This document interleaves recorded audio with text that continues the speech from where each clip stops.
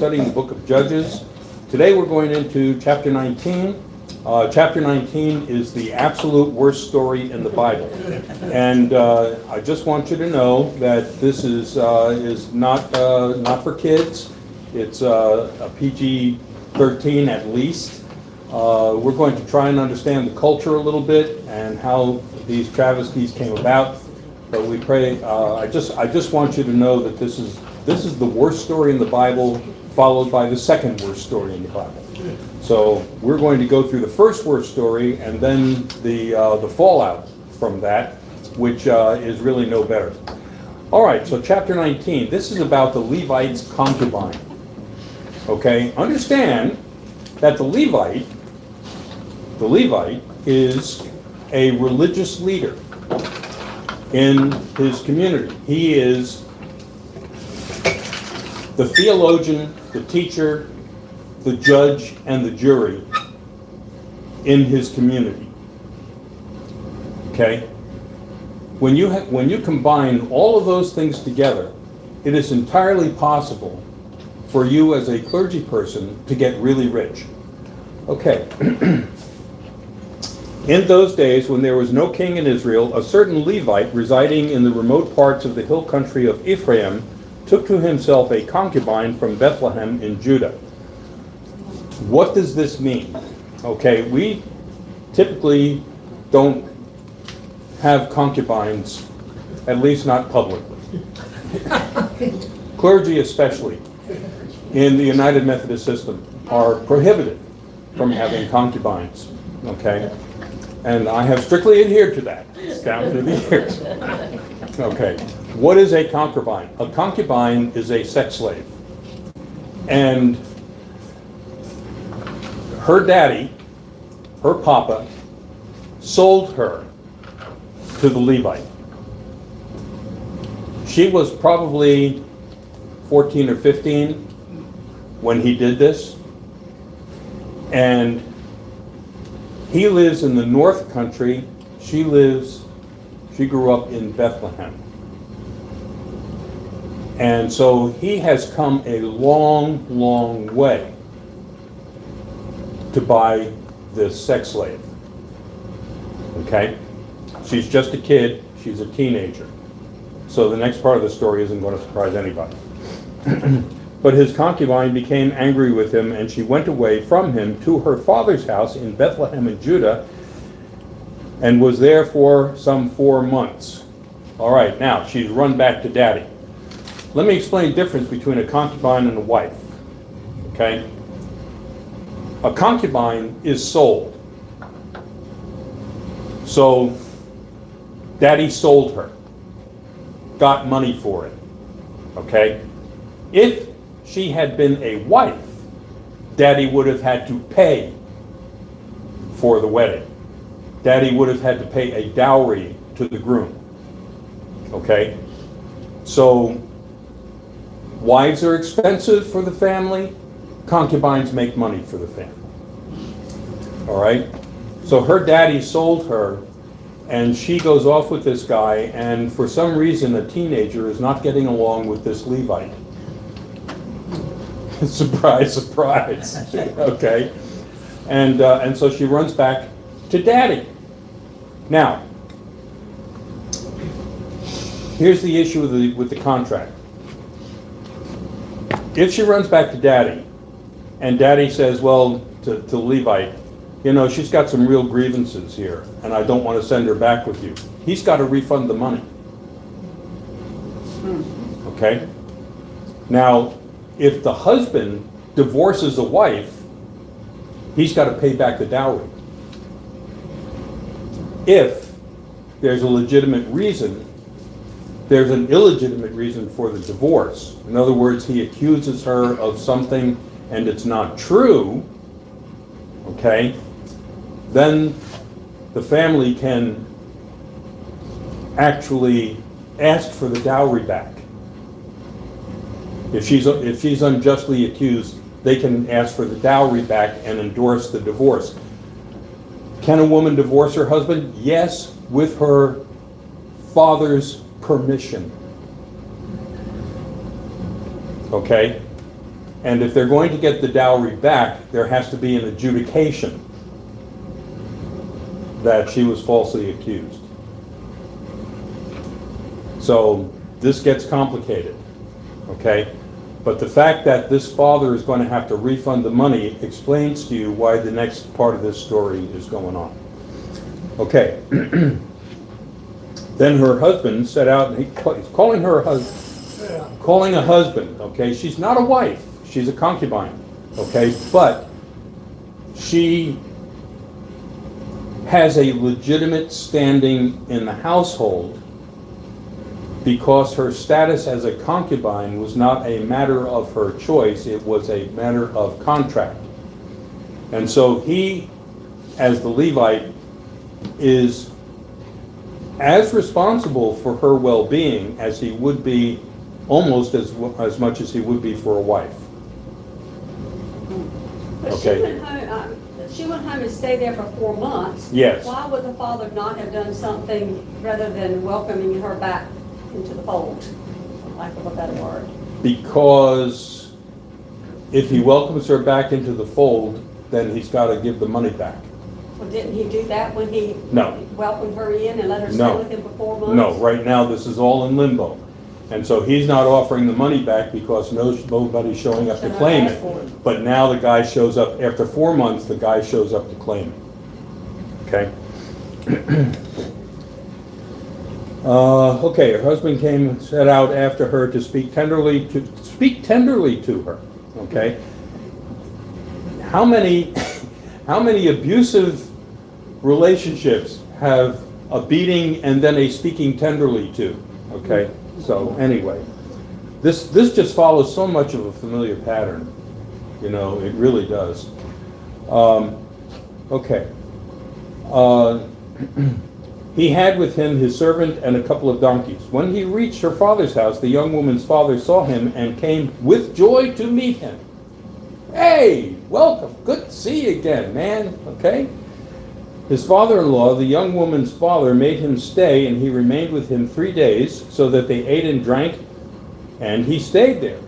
On the 4th day, they got up early in the morning, and he prepared to go, but the young woman's father said to his son-in-law, fortify yourself with a bit of food, and after that you may go. So the two men sat and ate and drank together, and the young woman's father said to him, why not spend the night and enjoy yourself? When the man got up to go, his father-in-law kept urging him until he spent the night there again. On the 5th day, he got up early in the morning to leave, and the young woman's father said, fortify yourself and linger until the day declines. So the two of them ate. When the man with his concubine and his servant got up to leave, his father-in-law, the young man's woman, said to him, look, the day is worn out until it is almost evening. Spend the night. See, the day is drawn to a close. Spend the night here and enjoy yourself. Tomorrow you can get up early in the morning for your journey and go home. Okay, now what's going on here? The owner comes back, and he doesn't want to undo the deal. Okay? So he and the girl's father have a convivial relationship, and the father does not want to refund the money. So he's trying to make this guy as happy as he can be. And he's perfectly fine with sending his daughter back to whatever abuse she was involved with before. Okay? That's not an issue. Okay? The conditions under which she was living is not even an issue under consideration. The thing that is at issue is the contract. Okay. But the man would not spend the night. He got up and departed and arrived opposite Jebus, that is Jerusalem. And he had with him a couple of saddled donkeys, and his concubine was with him. When they were near Jebus, or Jebus, okay, the day was far spent, and the servant said to his master, come now, let us turn aside to this city of the Jebusites and spend the night in it. But his master said, we will not turn aside into a city of foreigners, who do not belong to the people of Israel, but will continue on to Gibeah. Okay, the Jebusites were strap hangers in the Exodus, and they were sent by Joshua to conquer the territory that became Jerusalem. Okay, but they were Gentiles. They were Gentiles that lived consistent with Jewish law. Okay, and they lived in a way that was amicable with the Jewish tribes. But he did not want to spend a night with Gentiles because that would make him unclean. Okay? So, then he said to his servant, "Come, let us try to reach one of these places and spend the night at Gibeah or at Ramah." So they passed on and went their way, and the sun went down on them near Gibeah, which belongs to Benjamin. This is just a little bit north of Judah. They turned aside there to go in and spend the night in Gibeah. He went in and sat down in the open square of the city, but no one took them in to spend the night. Under Jewish custom, Hebrew custom at that time, if you saw a stranger in town who was also Hebrew, especially a Levite, you would virtually be compelled to offer that person a place to stay. Okay? You know, so much is made in the Christmas story about Mary and Joseph having a hard time trying to find a place to stay. Actually, no. They were kin. There was no problem. When they went to Bethlehem, they would have no problem trying to find a place to stay. People would be glad to find somebody from the other part of the country who could bring them news of what's going on. And so the hospitality part of that culture would mean that they would be welcome in Bethlehem. They were kin. It was never an issue. The issue was, where's the baby going to be born? Okay, that was the issue. What part of the house was the baby going to be born in? All right, so there's no innkeeper kicking them out or anything like that. I mean, I'm sorry, but this wasn't the custom then. Then at the evening there was an old man coming from his work in the field. The man was from the hill country of Ephraim, which is where the Levite was from. And he was residing in Gibeah. The people of the place were Benjamites. When the old man looked up and saw the wayfarer in the open square of the city, he said, "Where are you going and where do you come from?" He answered him, "We are passing from Bethlehem to Judah, in Judah to the remote parts of the hill country of Ephraim, from which I come." He had the accent. Okay? "I went to Bethlehem in Judah, and I am coming to my home. Nobody has offered to take me in.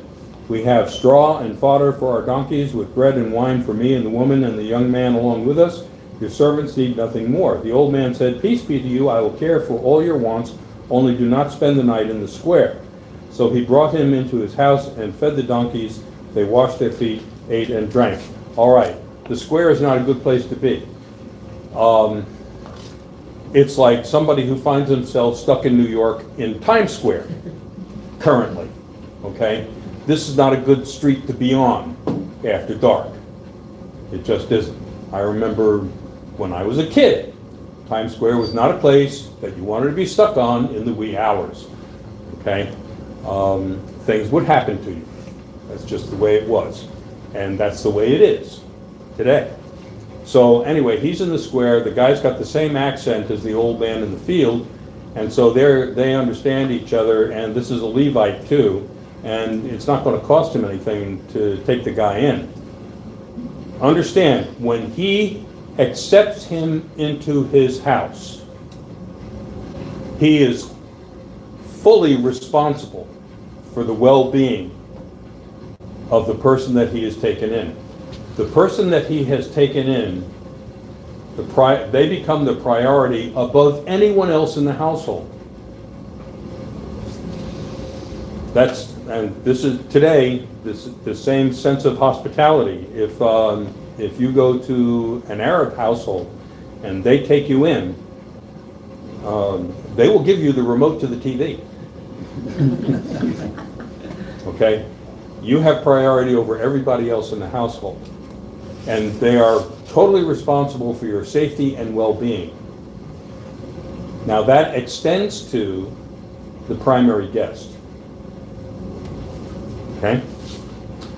While they were enjoying themselves, the men of the city, a perverse lot, surrounded the house and started pounding on the door. They said to the old man, the master of the house, "Bring out the man who has come into your house so that we may have intercourse with him."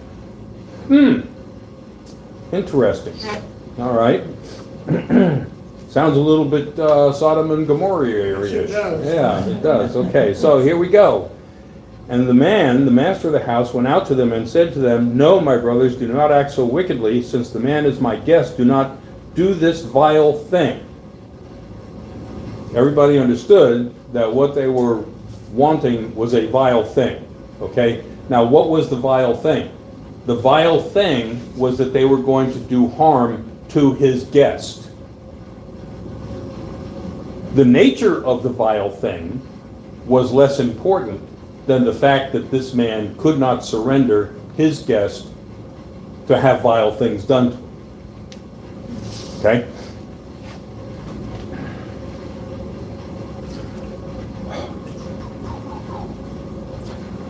Here are my virgin daughter and his concubine. Let me bring them out now. Ravish them and do whatever you want to them, but against this man do not do such a vile thing. See what I'm saying? Okay? But the men would not listen to him, so the man seized his concubine and put her out to them. They wantonly raped her and abused her all through the night until the morning. And as the dawn began to break, they let her go. As the morning appeared, the woman came and fell down at the door of the man's house where the master was until it was light. So she has been sacrificed. Okay? In the morning, her master got opened the door of his house, and when he went out to go his way, he was just going to go his way. He didn't care what, she could be gone. He wasn't looking for her. He was just going to open the door and it's time to go. And what happened to the concubine? I don't know. But unfortunately, when he opens the door, he trips over her and, Okay. In the morning, her master got up, opened the doors of his house, and when he went out to go on his way, there was a woman, his concubine, lying at the door of the house with her hands on the threshold. "Get up," he said to her, "we are going." But there was no answer. You can see he was not speaking tenderly to his concubine. Then he put her on the donkey, and the man set out for his home. When he entered the house, he took a knife, and grasping his concubine, he cut her into 12 pieces, limb by limb, and sent her throughout all the territory of Israel. It does not say that she was dead.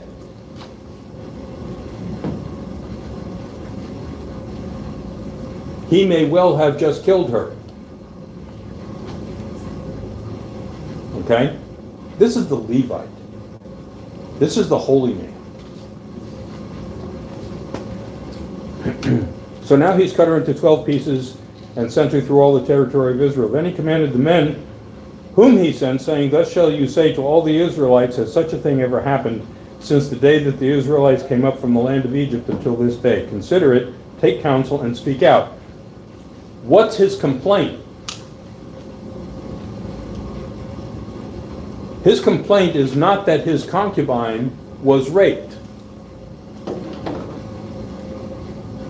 His complaint was that the people of the tribe of Benjamin did not respect him as a guest in the house of a resident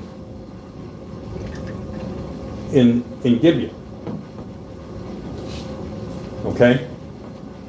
That they would actually violate the concubine of a Levite. It had nothing to do with her.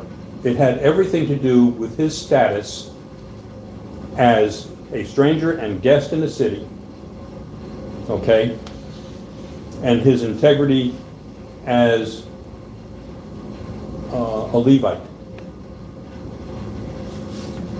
They had no respect for his authority. They had no respect for the way they were supposed to treat strangers. So these Benjaminites committed an offense against him. The fact that it involved his concubine was just the vehicle of the offense.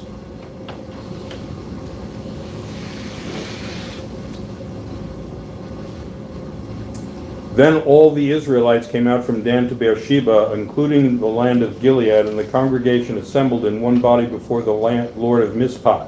The chiefs of all the people of all the tribes of Israel presented themselves in the assembly of the people of God, 400,000 foot soldiers bearing arms. This is a big deal. Okay? Understand, when they say the leaders, these are warlords. Okay? Now the Benjaminites heard that the Israelites had gone up to Mizpah, and the Israelites said, "Tell us, how did this criminal act come about?" The Levite, the husband of the woman who was murdered, doesn't say who did it. Okay? Answered, "I came to Gibeah that belongs to Benjamin, I and my concubine, to spend the night.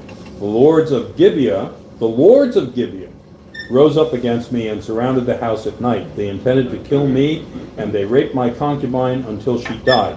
Okay, he's saying that she died because of the rape, which is entirely possible. Okay? It doesn't say that she was dead when he cut her up, but evidently he's accounting her death at the hands of the Gibeonites. All right. Then I took my concubine and cut her into pieces and sent her throughout the whole extent of Israel's territory, for they have committed a vile outrage in Israel. So now you Israelites, all of you, give your advice and counsel here. So they've got a council of war going on. Okay? All the people got up as one. "We will not any of us go to our tents, nor will any of us return to our houses. But now this is what we will do to Gibeah. We will go up against it by lot." So they're going to roll the dice and see who's going to be in the assault force. Okay? "We will take 10 men of 100 throughout all the tribes of Israel, and 100 of 1,000, and 1,000 of 10,000. So they're taking basically a tenth of their forces to go up against Gibeon.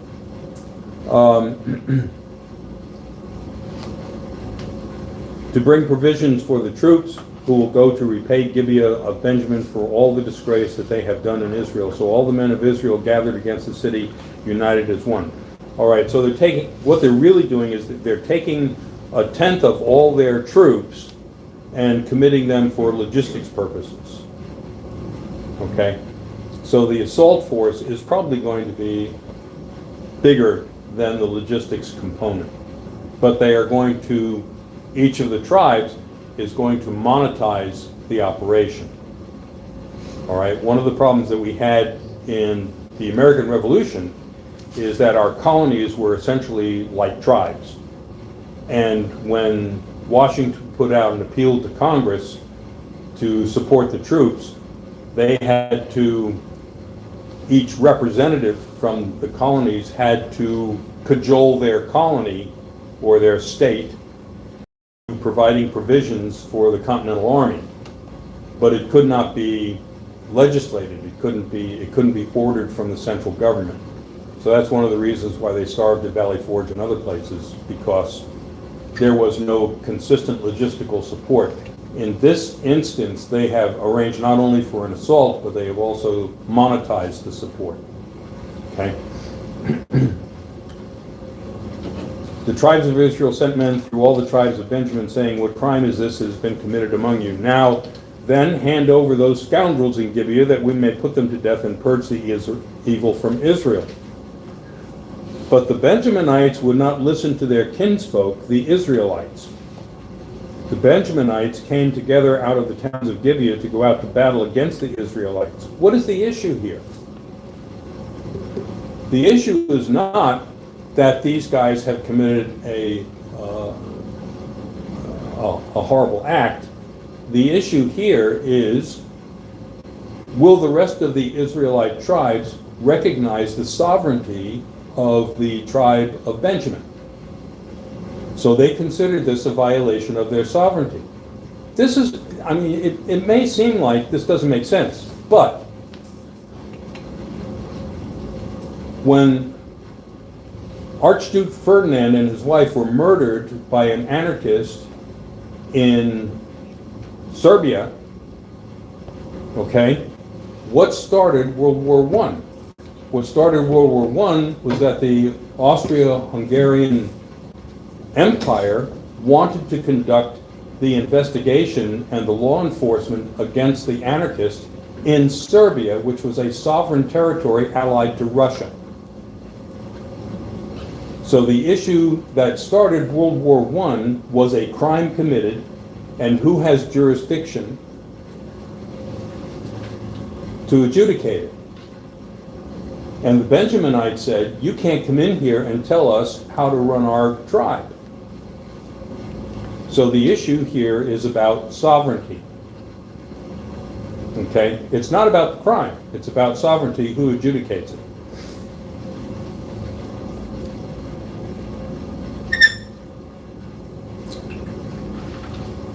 Okay?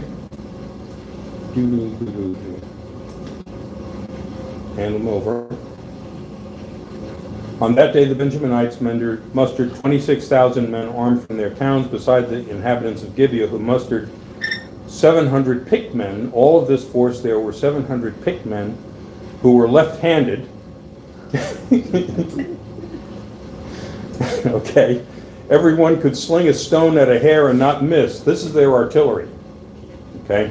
And the Israelites, apart from Benjamin, mustered 400,000 armed men, all of them warriors. Well, it looks like somebody in Benjamin has got enough troops to say, no, you're not coming into our territory. Okay? And if they've got slingers that can do that with their left hand, that's impressive. Okay, that's really impressive. Then the Israelites got up in the morning and encamped against Gibeah. The Israelites went out to battle against Benjamin, and the Israelites drew up in battle line against them at Gibeah. The Benjaminites came out of Gibeah and struck down that day 22,000 of the Israelites. Well, I said they were good. The Israelites went up and wept before the Lord until evening, and they inquired of the Lord, shall we again draw near to battle against our kinsfolk the Benjaminites? And the Lord said, go up against them. Okay. Now you would think if the Lord said go up against them that they were going to win, right? Okay. The Israelites strengthened themselves and again formed the battle line in the same place where they had formed the day before. This is insanity. So the Israelites advanced against the Benjaminites. The second day, Benjamin moved out against them from Gibeah the second day and struck down 18,000 of the Israelites, all of them armed men. Then the Israelites, the whole army, went back to Bethel and wept. Yeah, I'm sure. Sitting there before the Lord, they fasted that day until evening. Then they inquired of the Lord for the Ark of the Covenant, but God was there in those days. And Phinehas, son of Eleazar, son of Aaron, ministered before it in those days. So that's where the Ark was. Okay? And saying, shall we go out once more to battle against our kinsfolk, the Benjaminites, or shall we desist? The Lord answered, go up, for tomorrow I will give them into your hand. Before God said, yeah, go ahead. Okay? But he didn't say, I'm going to give them into your hand. Twice. Not once. Twice. Okay. Now, I'm just saying, if I'm going before the Lord, and the Lord says, go up against them, the first time, and I lose, maybe I had something to do with that. I go up and I ask the Lord, can I go up against these guys again? And I lose again. I'm thinking, maybe God isn't really on my side. Maybe this is a trap. Okay? So now they do a song and dance. They go fast and they have sacrifices before the ark, and they have somebody who's an official priest kind of guy inquiring of the Lord. And see, before you didn't know who was inquiring of the Lord. It was just generally, well, we're asking, you know. But this time they've got a priest to ask. Okay, and the priest says, yeah, go up against them, and this time you're going to win. And they thought, okay, that's better odds. So Israel stationed men in ambush around Gibeah. Now they've changed tactics. You know, the second time they went, they had the same tactics. This is called insanity. Okay, so this time they do an ambush. Then the Israelites went up against the Benjaminites on the third day and set themselves in array against Gibeah as before. When the Benjaminites went out against the army, they were drawn away from the city. As before, they began to inflict casualties on the troops along the main roads, one of which goes up to Bethel, and the other to Gibeah, as well as in the open country, killing about 30 men of Israel. The Benjaminites thought, they are being routed before us as previously. But the Israelites said, let us retreat and draw them away from the city toward the roads. The main body of the Israelites drew back its battle line at Ba'ar Tamar, while those Israelites who were in ambush rushed out of the place west of Gibeah. They came against Gibeah, 10,000 picked men out of all Israel, and the battle was fierce, but the Benjaminites did not realize that disaster was close upon them. This is Murphy's law of battle. If your attack is winning, if your attack is proceeding, it's an ambush. Then the Benjaminites, the Lord defeated Benjamin before Israel, and the Israelites struck down 25,100 men of Benjamin that day, all of them armed. Well, not anymore. Then the Benjaminites saw that they were defeated. The Israelites gave ground to Benjamin because they relied on the troops in ambush that they had stationed against Gibeah. The troops in ambush rushed quickly upon Gibeah, then they put the whole city to the sword. Now the agreement between the main body of Israel and the men of the ambush was that when they sent up a cloud of smoke out of the city, the main body of Israel should turn in battle. But Benjamin had begun to inflict casualties on the Israel, killing about 30 men, so they thought, surely they are defeated before us in the first battle. But when the cloud, a column of smoke, began to rise out of the city, the Benjaminites looked behind them, and there was the whole city going up in smoke toward the sky. Then the main body of Israel turned, and the Benjaminites were dismayed, for they saw that disaster was close upon them. Therefore they turned away from the Israelites in the direction of the wilderness, but the battle overtook them, and those who came out of the city were striking them down between. So what this is a typical tactic that the Mongols used in their conquest against Russia and Europe, that they would send out a small force against a fortified city. They would send out their armed men out of the city. They would chase the Mongols, thinking that they had them on the run, and two things would happen. There would be an ambush. Mongols would come into the city and sack it. People would turn around and see it. At the same time, they had the timing right. The small group that ran away would run into the main body of Mongol troops, and all of a sudden these guys were crushed between the two. And that's how the Mongols succeeded in their conquest. Okay. So they've chased them out into the wilderness. They chased them down as far as a place east of Gibeah. 18,000 Benjaminites fell, all of them courageous fighters. When they turned and fled the wilderness, they're saying nice things about Benjaminites. When they turned and fled toward the wilderness to the rock of Rimmon, 5,000 of them were cut down on the main roads, and they were pursued as far as Gidom, and 2,000 of them were slain. So all who fell that day, Benjamin were 25,000 armed-bearing men, all of them courageous fighters, but 600 turned and fled toward the wilderness to the rock of Rimmon and remained at the rock of Rimmon for 4 months. Meanwhile, the Israelites turned back against the Benjaminites and put them to the sword. The city, the people, the animals, and all that remained, also remaining towns, they set on fire.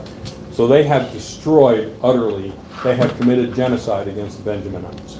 Okay, and there are 600 guys out in the rocks. So we'll see what happens to them next week. Bad story here. It doesn't get better.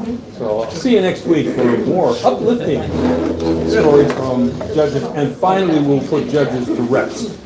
Okay. God bless you all. Have a wonderful day. Happy New Year to all of you. Good to be back. See you later.